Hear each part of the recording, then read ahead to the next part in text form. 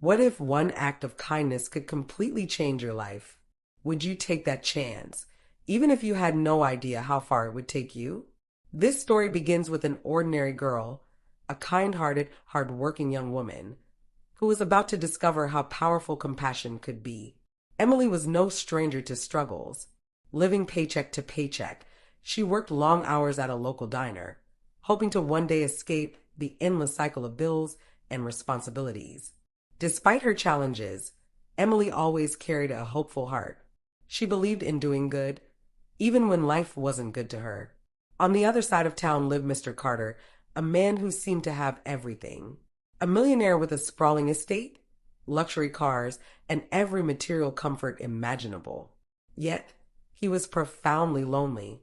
His days were filled with meetings and transactions, but his life lacked true connection. His only companion? Max, a loyal golden retriever who brought him the kind of unconditional love that money could never buy. This is a story of two vastly different worlds, a struggling waitress and a wealthy businessman, brought together by a single moment of fate. When Emily stumbled upon a lost dog one rainy afternoon, she didn't think twice about helping him. But what she didn't realize was that this small, selfless act would set her life on an extraordinary path. We've all had moments where life seemed overwhelming, where hope felt out of reach. Yet it's often during these times that the smallest choices, the simplest gestures, lead to life's greatest transformations. Emily's journey reminds us that kindness has the power to bridge even the widest gaps between us. And sometimes in helping others, we find the key to changing our own lives. Emily was the kind of person who found joy in the smallest things. Her days were long, and her struggles were plenty, but her heart remained warm and open. She lived in a tiny apartment on the edge of the city, where the pipes leaked and the heater barely worked during winter. Yet she greeted each morning with a sense of purpose, heading to the diner where she worked as a waitress. At the diner, Emily's customers were her daily reminder of the kind of life she hoped to build. Families sharing laughs, couples planning their futures, and even the occasional kind stranger who tipped generously. Her coworkers admired her resilience, though they often wondered how she managed to stay so positive despite her circumstances. Kindness costs nothing, Emily would say, a phrase she lived by. Miles away, on the wealthier side of town, Mr. Carter lived a very different life. His estate was a sprawling masterpiece of luxury, complete with manicured lawns, marble floors, and an indoor pool. To the outside world, he seemed to have it all. Yet behind the gilded gates of his mansion, Mr. Carter was a man trapped by his own success. Widowed at a young age and estranged from his family, Mr. Carter had poured himself into building his empire. He had amassed great wealth, but lost the connections that mattered most. His only source of comfort was Max, his golden retriever, who greeted him at the door every evening with a wagging tail and endless affection. For Mr. Carter, Max was more than a pet. He was a lifeline in an otherwise lonely existence. Little did either of them know, their worlds were about to collide in the most unexpected way. Emily's life was a daily rhythm of perseverance. Each morning, she would step out of her modest apartment, dodging puddles on the cracked sidewalk as she made her way to the diner. The neighborhood was bustling but tired, a place where dreams often withered under the weight of reality. Despite this, Emily found beauty in the small things, the warmth of her morning coffee, the chirping of birds on her walk, and the kindness of strangers who made her day a little brighter. Her commute often took her past Carter's estate. The towering iron gates and lush greenery felt like a world apart from her own. Sometimes she would pause for just a moment, imagining what it would be like to live without the constant worry of bills and rent. But Emily wasn't envious. If anything, she was curious. She believed that happiness wasn't about wealth, but about the connections and purpose one found in life. Meanwhile, Mr. Carter's mornings were a stark contrast. He would wake up to the smell of freshly brewed coffee prepared by his staff, his schedule meticulously planned by an assistant. Yet as he sat at the head of a long dining table, the silence was deafening. Max would sit loyally by his side, bringing a flicker of joy to his otherwise monotonous routine. That day, however, was different. Max had slipped out of the estate through a forgotten side gate, lured by the excitement of the bustling streets beyond. By the time the staff realized he was missing, Max was nowhere to be found. For Mr. Carter, panic set in. Max wasn't just a dog.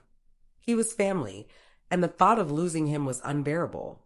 Hours later, as Emily walked home from a long shift at the diner, she noticed something unusual. At the edge of a busy intersection, a golden retriever sat trembling, his leash tangled around a lamppost. His coat, once shiny and groomed, was now dirty from his journey through the city streets. Without hesitation, Emily approached him. "Hey there, buddy," she said softly, crouching down to untangle his leash. Max looked up at her with trusting eyes, as if sensing her kindness. Emily knew he belonged to someone. His collar and pristine leash made that clear. But for now, he was lost and vulnerable. She decided to take him home for the night, determined to find his owner the next day. What Emily didn't know was that this simple act of compassion would set off a chain of events that would change her life forever. For Mr. Carter, Max's disappearance was a wake-up call one that would force him to step out of his insulated world. And for Emily, returning Max would lead to an encounter with a man whose life was as far removed from hers as she could imagine. Emily's heart ached as she looked at the trembling golden retriever before her. The cold wind cut through her thin jacket, but all she could think about was how scared and vulnerable the dog looked. Without a second thought, she untangled his leash and gently placed her hand on his head. "It's okay, boy. You're safe now," she whispered, her voice soft and reassuring. Max wagged his tail timidly, as if he understood her kindness. Emily knew taking him home was risky. She barely had enough to feed herself, let alone care for a dog. But she couldn't leave him there, not in the cold and chaos of the city streets. Carrying Max up the narrow staircase to her apartment, Emily felt a mix of determination and doubt. Her small, one-room flat was hardly equipped to handle a large dog. The faded wallpaper, creaky floorboards, and makeshift furniture reflected her struggles, yet she made the best of what little she had.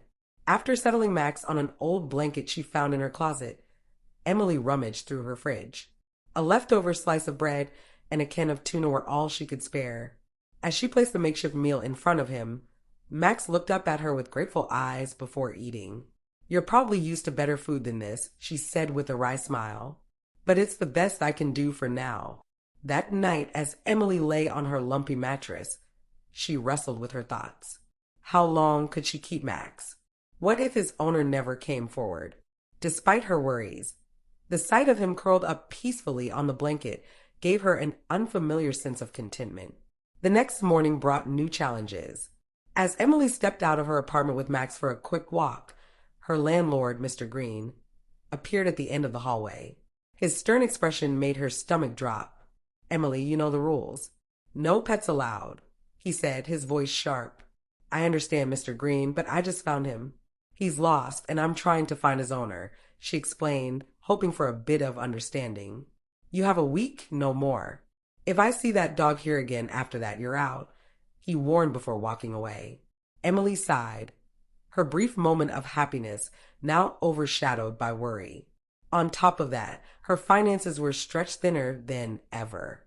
She stopped by the local store after work and hesitated in front of the pet food aisle. A small bag of kibble cost more than she wanted to admit, but she couldn't let Max go hungry. "Guess we're skipping coffee this week," she muttered, adding the bag to her cart. Meanwhile, across town, Mr. Carter's search for Max was in full swing. Flyers with Max's photo were plastered on every street corner, and a generous reward was being offered for his safe return. But despite his efforts, Max remained missing. The usually composed Mr. Carter found himself overwhelmed with worry. Without Max, his mansion felt emptier than ever. "I should have been more careful," he muttered to himself, pacing his grand living room. For a man who rarely showed emotion, his attachment to Max was profound, a testament to how deeply the dog had filled the void in his life. As the days passed, Emily and Max grew closer. Max quickly adapted to Emily's modest life, following her around the apartment and greeting her with excitement whenever she returned from work. For Emily, his presence was a source of unexpected joy. One evening, after a particularly exhausting shift at the diner, Emily returned home to find Max waiting by the door, tail wagging furiously. She laughed, kneeling down to scratch behind his ears. I think you're the best thing that's happened to me in a long time, she admitted, her voice tinged with emotion. Max responded by licking her face, as if to say he felt the same way. On the other side of town, Mr. Carter was struggling with his own realizations. The emptiness of his home without Max forced him to confront the loneliness he had been ignoring for years. He began to question the choices he had made, the countless hours spent building his fortune at the expense of personal connections. Late one night, as he stared at a framed photo of himself and Max on his desk, he whispered, "I miss you, buddy." The search for Max wasn't just about finding his dog anymore. It was about reclaiming a piece of himself he feared he'd lost forever. Emily knew she couldn't keep Max indefinitely. She had been checking lost pet listings online and scanning the reward posters around her neighborhood. When she finally spotted a flyer with Max's photo, her heart sank. The flyer described Max in detail and included a phone number for the owner. The reward listed was staggering, enough to cover months of rent and bills. But as Emily looked at Max, sleeping peacefully on her old blanket, she felt a pang of sadness. Returning him would mean saying goodbye to the only source of comfort she'd had in a long time. Taking a deep breath, Emily dialed the number on the flyer. Emily stood at the base of the enormous wrought iron gates, Max's leash in her trembling hand. She glanced at the towering estate beyond, its grandeur a sharp reminder of how different her world was from the one Max belonged to. The mansion loomed like a castle, its sprawling gardens and marble fountains so pristine that they seemed almost unreal. "Here we go, boy," she whispered, giving Max a reassuring pat as the gates slowly swung open. Mr. Carter himself was waiting at the end of the long driveway, dressed impeccably in a tailored suit. He looked every bit the image of a wealthy, untouchable man. But as his eyes locked on Max, his stern expression softened into one of pure relief. "Max," he called, his voice breaking with emotion. Max barked happily and pulled on the leash, racing toward his owner. Mr. Carter knelt to embrace the dog, burying his face in Max's fur as if the world around him had disappeared. Emily stayed rooted to the spot, unsure of what to say. She expected him to scoop up his dog and dismiss her, but when Mr. Carter stood and turned to her, his expression was anything but cold. "You found him," he said, his voice thick with gratitude. "I can't thank you enough." Emily shuffled her feet, feeling out of place in her worn jeans and scuffed sneakers. "It wasn't a big deal," she mumbled, avoiding his gaze.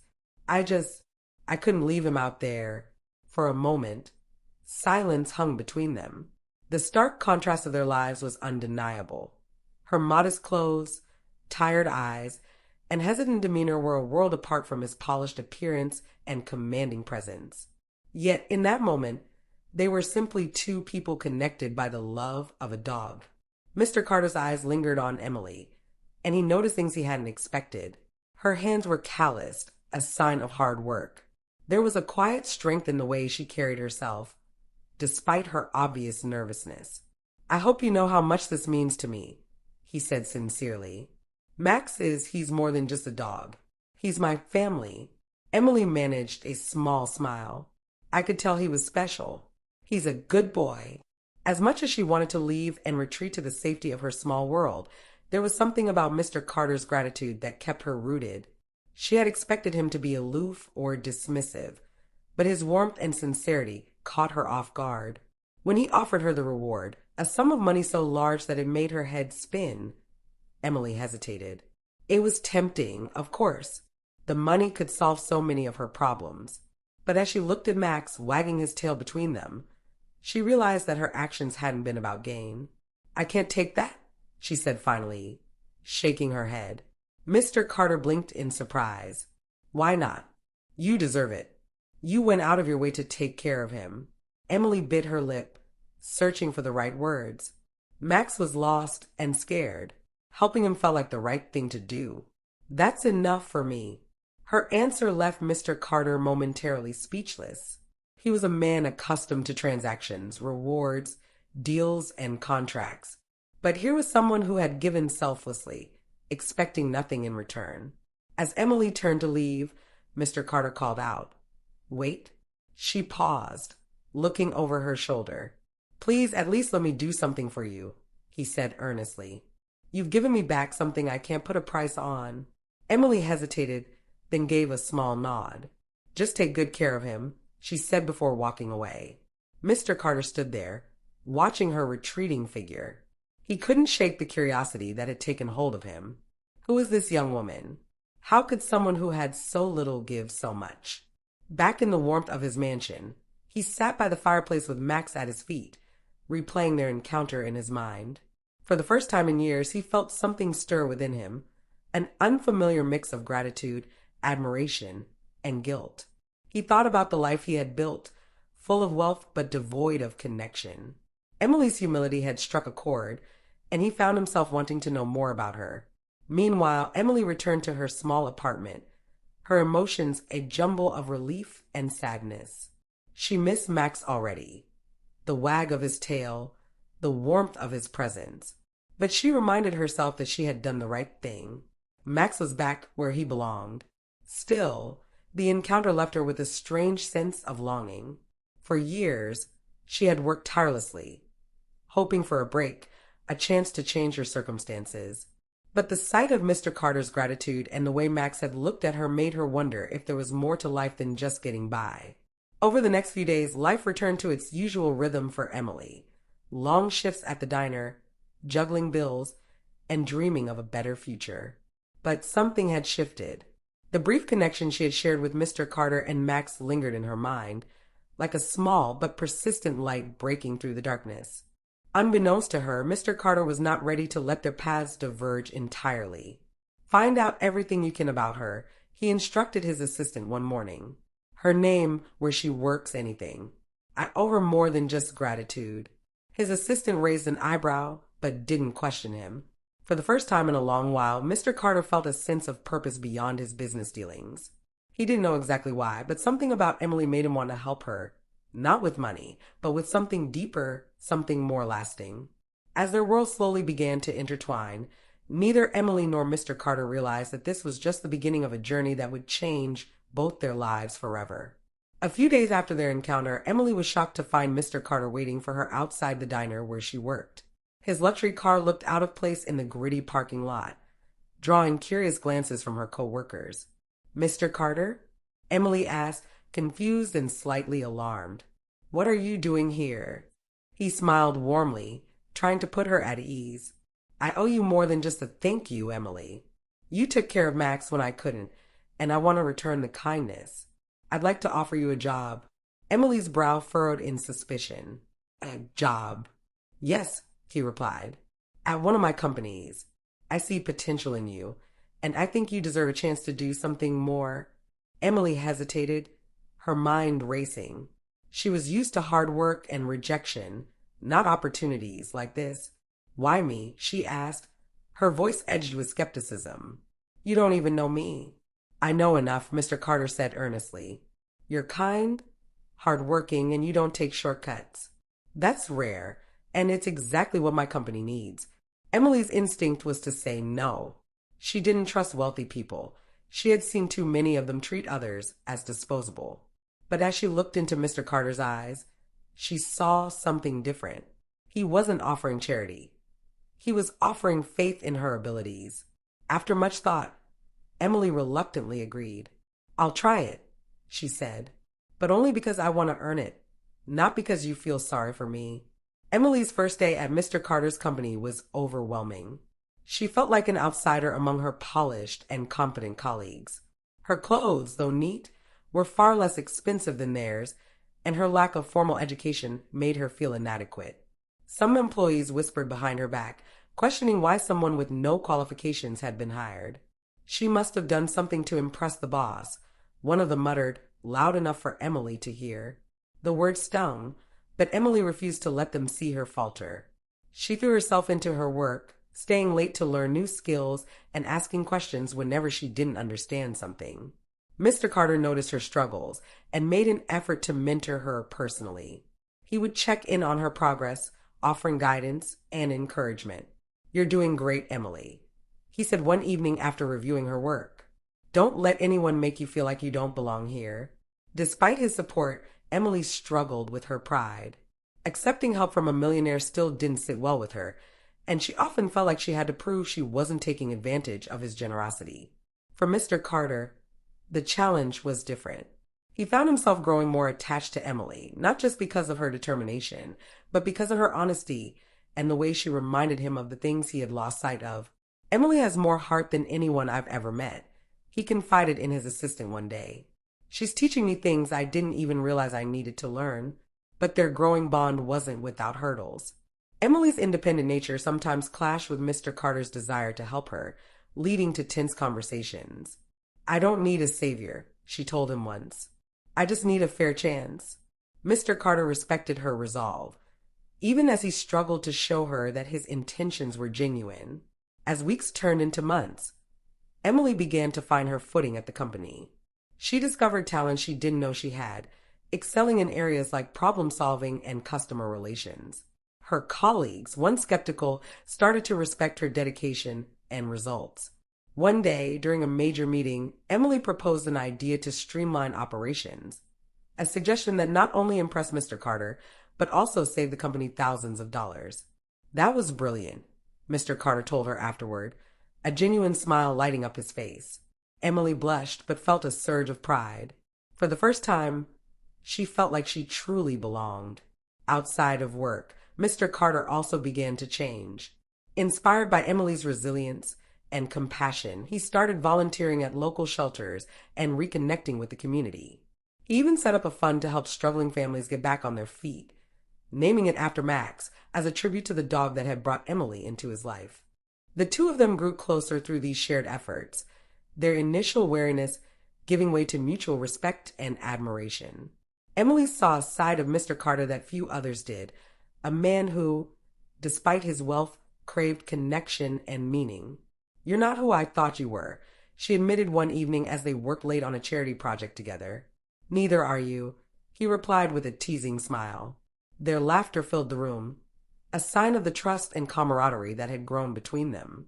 Months after Emily's life-changing encounter with Max and Mr. Carter, her world looked completely different.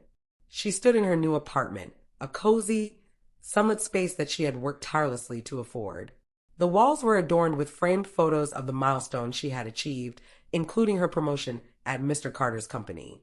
Max lay peacefully at her feet, wagging his tail as if sensing her joy. He had become more than just a dog to Emily. He was a symbol of the moment her life had turned around.